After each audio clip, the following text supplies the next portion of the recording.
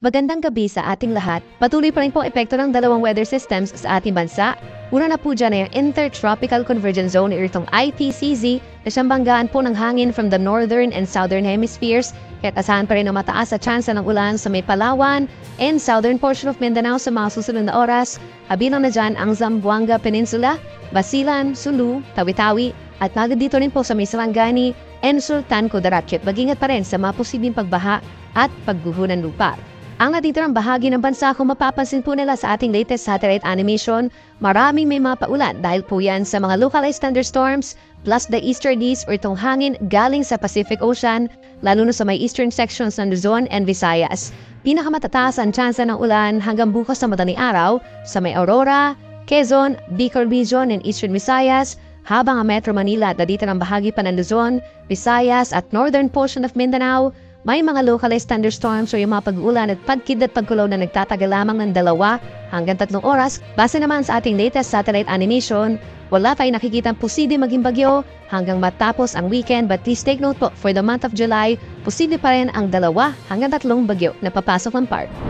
Para naman po bukas, araw ng Miyerkules, malaking bahagi ng Luzon ang makakaranas pa rin ng bagyang maulap hanggang maulap na kalangitan, pero umaga pa lamang may tsansa na ng kaulapan at mga pagulan sa may eastern side dahil pa rin yan sa easterlies. Kabinaw na dyan ang Cagayan Valley, Aurora, Quezon, and Bicol Region, habang ang natitirang bahagi ng Luzon kabilang ang Metro Manila is partly cloudy skies, may chance na kumukulimlim at mataas din ang tsansa ng mga pagulan lalo na sa hapon from around 2 to 5 in the afternoon. Kung dito sa Metro Manila, temperature pa rin ay maglalaro from 25 to 33 degrees, habang malamig pa rin sa may Baguio City mula 18 hanggang 25 degrees Celsius.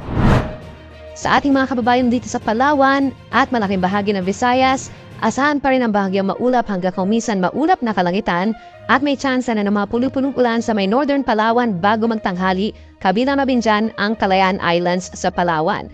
Dito naman sa may bandang Panay Island plus Samar Provinces, madalas makulimlim pagsapit po ng hapon hanggang gabi. Temperature natin sa may Metro Cebu posibleng uminit pa rin hanggang 33 degrees Celsius. At panguli sa ating mga kababayan po sa Mindanao, asahan pa rin ang epekto ng ITCZ o yung banggaan ng hangin. Intertropical Convergence Zone po ito sa may Zamboanga City, Basilan, Sulu, Tawi-Tawi, Sarangani, and Sultan Kudarat. The rest of Mindanao sa umaga is partly cloudy to cloudy skies, pero pagsapit ng tanghali magiging mainit at maninsangan, at sa dakong hapon hanggang sa gabi nandyan pa rin po mga pulupunong ulan or pagkidlat, pagkulog. Temperature naman natin sa Metro Davao mula 25 hanggang 33 degrees Celsius. Para naman po sa mga maglalayag nating kababayan sa mga susunod na araw, wala tayong itataas na gale warning or babala sa matataas na alon yung mga sea travel suspensions natin. Pero kapag meron tayong mga thunderstorms kagaya na yung hapon, posibleng umakyat pa rin sa 2 metro ang taas na mga alon sa malaking baybayin ng bansa.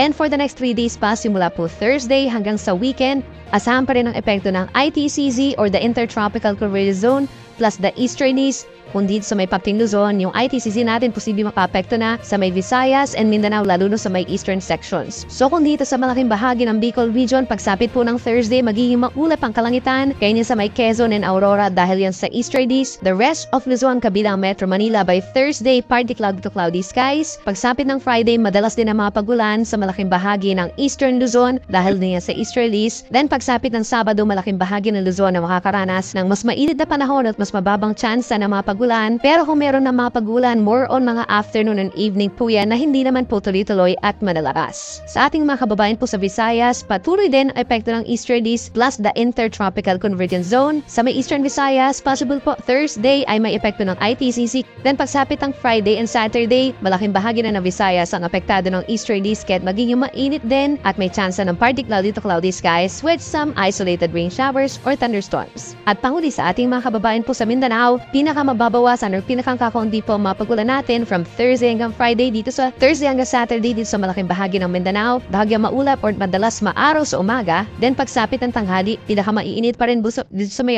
parting Metro Davao plus Zamboanga City na hanggang 33 degrees Celsius po yung ating air temperature. Then sa dakong hapon hanggang sa gabi is mostly cloudy skies naman at may chance din ng mga isolated rain showers or thunderstorms.